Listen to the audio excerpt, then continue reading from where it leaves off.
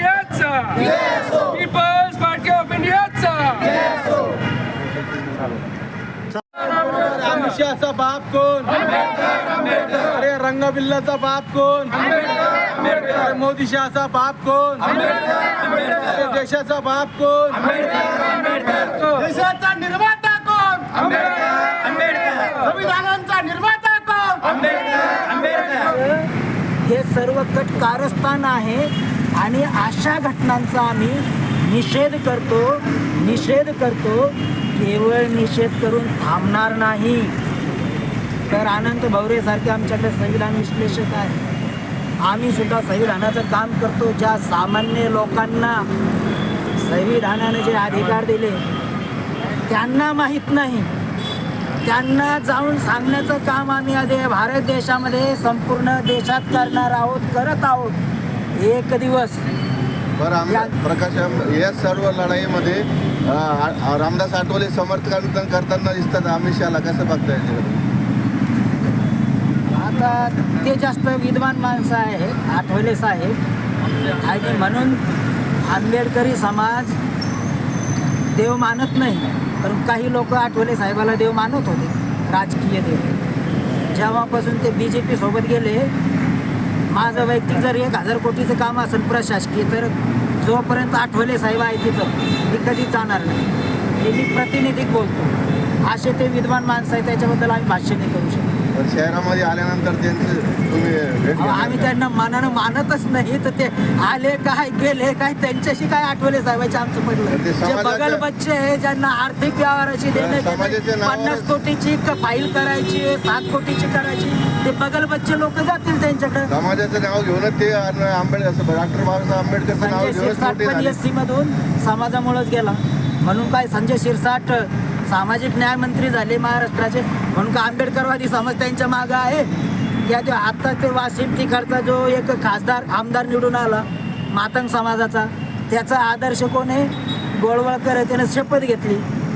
तो बी तर समाजाचा प्रतिनिधी आहे, म्हणून काय समाज त्याला स्वीकारतो आहे?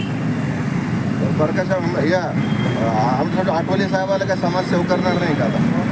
आता तुम्ही पत्रकार मंडळी आहे, माझ्यापेक्षा तुमचं आकलन चांगलं आहे. समाज किती स्वीकारतो आणि किती नाकारतो हे त्यांच्या आठवले साहेबाच्या कार्यक्रमाला किती लोक असतात, बगल बच्चे ज्यांचे आर्थिक हित संबंध आहे तेच लोक असतात. समाजाने स्वीकारलेलं नाही आहे. आपल्या पक्षाची भूमिका काय? पत्रकार आमच्या पक्षाची भूमिका आहे या देशात सर्वतोपरी विथ स्पेल अँड स्पिरिट न या देशाचं संपूर्ण संविधान लागू करण्यासाठी या देशात जे राज्यात प्रचलित सरकारे आहे त्यांना बाध्य करणे. जर हे सरकारे केंद्र या राज्य सरकार हे करत नसेल तर संविधानिक जागृती करून आम्ही स्वतः people's party of India democratic एक दिवस या देशाची राज्याची सत्ता हातात घेऊन आणि पूर्ण आत्म्यानं संविधानाच्या आत्म्यानं त्याच्या लाईन टू लाईननं बिटवीन द लाईननं देशाचं राज्य चालवून दाखवू. यासाठी आम्ही PPID तर्फे people's party of India democratic तर्फे संपूर्ण देशात तयारी करत आहोत. PPID हा राष्ट्रीय पक्ष आहे.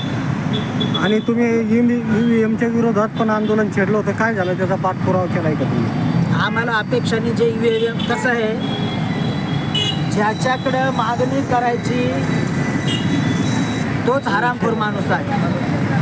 तो तुमची मागणी मंजूर करेल का? देवाला किती नारळ फोडले, नारळ फुटणारे देवाचं डोकं नाही. बरं, या निमित्ताने काय आव्हान करणार तुम्ही जनतेला? या निमित्तानं जनतेनं आपले संविधानिक अधिकार जाणून घ्यायला पाहिजे. कुठल्याही जाती धर्माचा, पंथाचा, वंशाचा या देशाचा नागरिक सर्वप्रथम तो कोण आहे? भारतीय आहे. त्याचे सर्व हक्क अधिकार कुठं आहे? कुठल्या धर्मग्रंथामध्ये नाही. धर्म हा ज्याचा त्याचा वैयक्तिक बाब आहे. संविधान प्रत्येकाला त्याचं धर्म स्वातंत्र्य देऊन, विचार स्वातंत्र्य देऊन, मानवीय मूल्याचं जपन करण्याचं मानवीय स्वातंत्र्य देऊन सर्वांचं संरक्षण करतं. आणि मग प्रत्येकाने संविधानाप्रती प्रथम प्रामाणिक राहायला पाहिजे. चालेल. आपलं नाव सांग. मी advocate Vijay Wankhede, people's party of India democratic Aurangabad जिल्हा कार्यकारिणी सदस्य. मी फुलंब्री विधानसभेचा उमेदवार आहे. माननीय कलेक्टर महोदय यांना दिनांक 11 डिसेंबर 2024 रोजी मी फेरमतमोजणी आणि व्हीव्हीपॅट चिठ्ठ्यांची मतमोजणी यासाठी निवेदन दिलं होतं. परत आज त्यांना मी स्मरण निवेदन देत आहे, स्मरणपत्र देत आहे आणि आजपासून त्यांना 8 दिवसाचा अल्टिमेटम देत आहे. या निवेदनाच्या माध्यमातून, या व्हिडिओच्या माध्यमातून माननीय कलेक्टर साहेब आणि निवडणूक आयोग महाराष्ट्र राज्य यांना मी अशी निवेदन देतो की फुलंब्री तालुक्यामध्ये 371 बूथ आहेत आणि हा बूथचं मतदान मोजण्यासाठी, एक बूथचं मतदान मोजण्यासाठी 47,200 एवढी प्रचंड फीस आकारलेली आहे आणि एवढं बूथ मोजण्यासाठी 1,75,11,200 रुपये एवढा प्रचंड खर्च येतो. हा प्रचंड खर्च सर्वसामान्य उमेदवार, सर्वसामान्य जनता भरू शकत नाही. मग मला हे सांगायचं आहे की निवडणूक जनतेच्या पैशातून, जनतेच्या टॅक्सच्या माध्यमातून झालेली आहे. मग परत मतमोजणीसाठी एवढा पैशांचा अट्टहास कशासाठी? मग सामान्य जनतेचे निवडणूक लढवण्याचा मूलभूत हक्क इथल्या व्यवस्थेनं संपवला आहे का संपवायचा आहे? आणि महाराष्ट्रामध्ये EVMचं एक मोठं आंदोलन उभं राहत आहे आणि हे आंदोलन दाबण्यासाठी, लोकांचं लक्ष विचलित करण्यासाठी बीडचं प्रकरण घडून आणलं, मस्साजोगचं, आणि इथलं जाणून बुजून प्रकरण घडून आणलं परभणीचं. 2 युवक इथं मारले गेलेले आहेत. या EVMच्या आंदोलनाच्या दृष्टिकोनातून हे नवीन आंदोलन तयार केलं म्हणजे हे आंदोलन दाबलं जाईल. परंतु व्यवस्थेला आणि निवडणूक आयोगाला मी सांगू इच्छितो, तुम्ही कितीही आंदोलन दाबलं तरी हे आंदोलन आम्ही करणारच आहोत आणि सत्यता ही जनतेसमोर मांडणार आहोत. आणि तुम्ही जो डाटा 40 दिवसामध्ये डिलीट करणार आहे तो डाटा कृपया डिलीट करू नका आणि तो डाटा सर्वांसमोर येऊ द्या. खरी माहिती, खरी सत्यता जनतेसमोर येऊ द्या. एवढंच आव्हान मी आपल्याला करत आहे. नसता येत्या 8 दिवसापासून, आज दिनांक 23 डिसेंबर, तर आम्ही 30 डिसेंबरला इथे प्राणांतिक उपोषण करणार आहोत. याची प्रशासनाने नोंद घ्यावी. जिले में पिछले 11 दिसंबर को जो घटना हुई थी, वहाँ पर पुलिस लोगों ने जो भारतीय संविधान की जो प्रतिकृति बनाई गई थी डॉक्टर बाबा साहेब अम्बेडकर इनके पुतले के सामने, वहाँ पर एक जो व्यक्ति जिसने जानबूझकर उसको तोड़फोड़ किया, उसकी अपमान की और उसके अगेंस्ट में जो संविधान के अनुयायी थे उन्होंने वहाँ पर जो आंदोलन किया था, जो परबंदी बंद पुकारा था, तो ये उनकी नैसर्गिक प्रक्रिया थी.